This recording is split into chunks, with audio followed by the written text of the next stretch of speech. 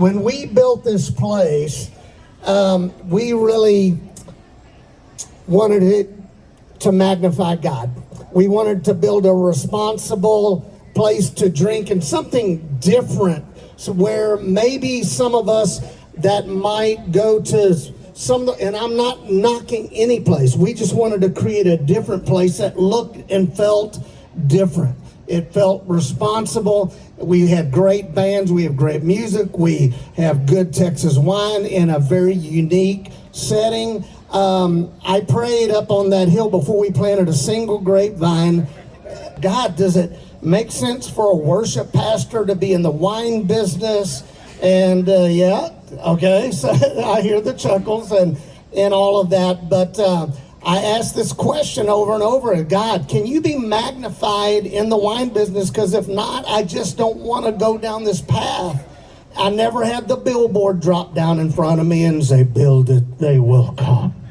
That did not happen. The reoccurring nudge was, Dean, whatever you do, magnify me. Wine business, magnify me. If you're going to be in the shoe business, magnify me. And so we made a promise, my wife and I, to our Heavenly Father, that we would do that. And that doesn't mean we run around here with a Bible hitting people over the head with it. We're just not that. But we wanted to be uniquely different, and for people to see something different that they could reach onto, which would establish relationship that we could share our faith. And so we've done that over the years here.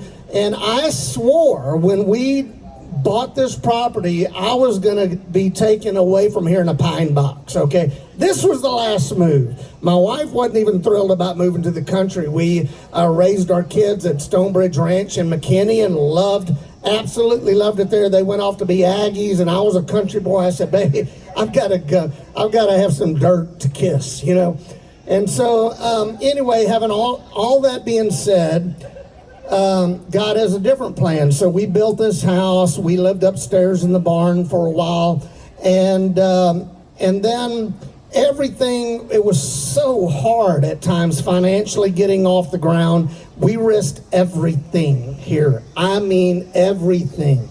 And so to get it off the ground was scary at times. So anyway, this was the last stop. We finally got it going. It took off, and this band, these guys encouraged us to do live music. They said, man, we know you love the Eagles. Let's do the Eagles. And so we started working on this Eagles set, and we did it. And just to give you an idea, there's about 250 people here tonight, or a little less than that. That's about how many people showed up to that first Eagles thing. And I said, well, I'm dumb, but I'm not stupid. 250 people hadn't been here for anything else. We're going to do that again. And so we started doing it again and again and again, and started bringing in other bands. This thing was in a rhythm. We had great staff at that point. I wasn't feeling the pressure of having to do everything all the time. My wife either. We could leave for periods of time, and it was okay. Man, it was rolling, and I had a dream. And in this dream, I had a conversation with my Heavenly Father, and He changed everything. And honestly, the dream went something like this: Dean, it's time for you to get home and care for your aging parents. We felt like we needed to get back home, which is north of Houston, a little town called Navasota. For her, it was Rosenberg. And so we now live in Montgomery. And the bottom line is we're under contract selling to this beautiful family, the Neuners. God-fearing people as well. Tonight, we are making the public announcement that we are in a transitional period that will last. You're stuck with me for about over a year, but in a very good way, because I love this place. But the good thing is, it's with people that we now know are lifelong friends.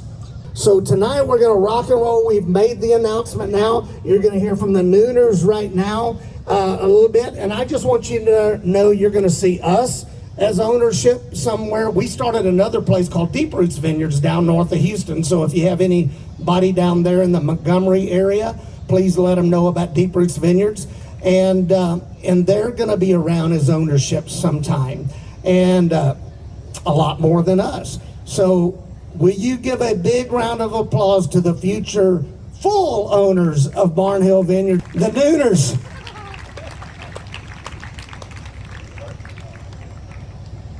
How's everyone doing? So grateful. Dean and Joy, they're awesome, right? They're great. Yes. One person loves you there, at least, for sure. No, this has been just the most incredible adventure and journey that we've been on in our faith in our life. And what Dean didn't share is one of the things he shared when he posted this place online was his faith. And we were not looking, we were living in a very comfortable life, and we were not looking to go on a new adventure. We were feeling very safe, and we just felt really blessed. We had great neighbors, great community, all the things in McKinney. And I just had to meet this man that was so bold. And so it's been just this incredible journey, a long journey of getting to know each other, a long journey to get here. And we have gotten just really, really amazing friends. And I'm just so grateful for their faithfulness and their boldness, because it's ignited a fire and a heart for what's going on out here, and we're just grateful to be a part of it. We've been volunteering off and on just over the last few months. You guys are wonderful. This place is wonderful, and we actually have some deep roots because my father's been coming here for years, and in fact, it was the only place he could go during COVID. We are excited to slowly grab the baton and carry it forward, and so we're just really looking forward to serving you guys and keeping everything that you guys love about BarnHill. BarnHill. Thank you, guys. We're just excited to be here and keep this place as great as what you've come to know it to be, and hopefully put our own exclamation point on it.